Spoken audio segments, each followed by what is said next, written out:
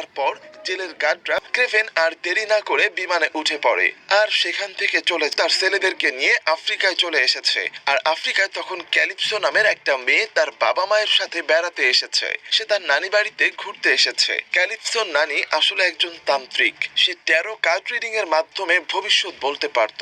নাতিকে সবকিছু ঘুরিয়ে দেখানোর সময় ক্যালিপসোর নানি তাকে একটা শিশি দেয়। তার নানি বলে এই শিশিতে যে ঔষধ আছে সেটা কোনো সাধারণ ঔষধ না, এটা যে কোনো মানুষের ক্ষত ঠিক করে ফেলতে পারে।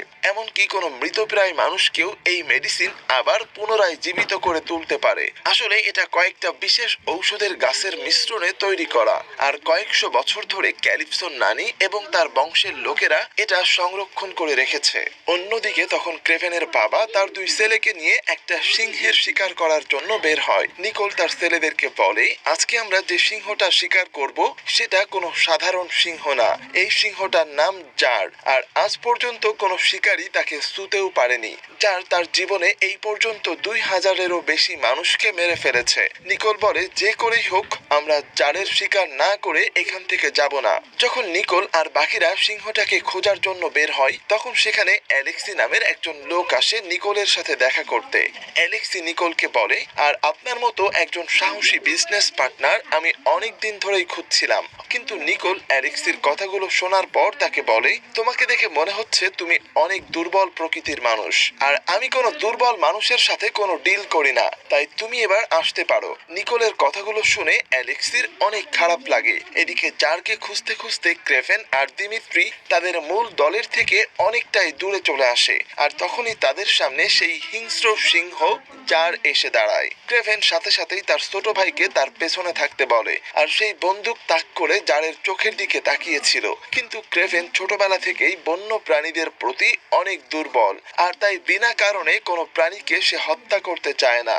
জারের হিংস্র চোখের ভেতরেও সে এক ধরনের মায়া খুঁজে পায়, তাই বন্দুক নামিয়ে ধীরে ধীরে পেছাতে থাকে। কিন্তু তখনই নিকোল সেখানে চলে আসে আর চিৎকার করে সে জারের দিকে গুলি করে। কিন্তু এই গুলিতে জারের কিছুই হয় না, বরং সে আরো রেগে গিয়ে ক্রেভেনের উপর ঝাঁপিয়ে পড়ে। জার ক্রেভেনকে কামড়িয়ে খুব বাজেভাবে আহত করে ফেলে। নিকোল তখন জারের উপর আবার গুলি চালায়, কিন্তু এই দানবের তাতেও কিছু যায় আসে না। ক্রেভেন যখন জারের মুখে ছিল তখন তার হালকা জ্ঞান ছিল।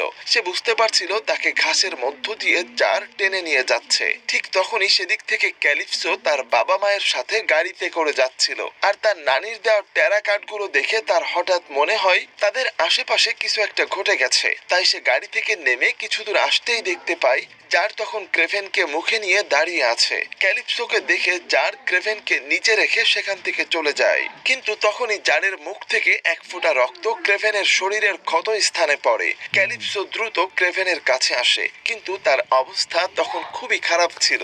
আর তাই এটা দেখে ক্যালিপসো দ্রুত তার কাছে থাকা সেই বিশেষ ঔষধটা ক্রেভেনকে খাইয়ে দেয়। ঔষধটা খাওয়ানোর সাথে সাথেই জারের রক্ত আর ক্রেভেনের রক্তের মিশ্রণে ক্রেভেনের শরীরে এক অতি প্রাকৃতিক শক্তি চলে আসে। আর তখনই নিকোল আর তার দল ক্রেভেনকে পেয়ে যায়। দ্রুত সেখানে একটা হেলিকপ্টার আসে আর ক্রেভেনকে হাসপাতালে নিয়ে যাওয়া হয়। কিন্তু অপারেশন থিয়েটারে ডাক্তাররা দেখে এসে ক্রেভেন দেখে তার বাবা সেই সিংহ অর্থাৎ জারকে শিকার করে তার মাথা কেটে এনে দেয়ালে টানিয়ে রেখেছে। একই সাথে নিকোল তার ছেলেকে বলে, আমি চাই তুমি তোমার পড়াশোনা এখানেই থামিয়ে দাও। আর আমার সাথে রাতেই ক্রেভেন তার ব্যাগ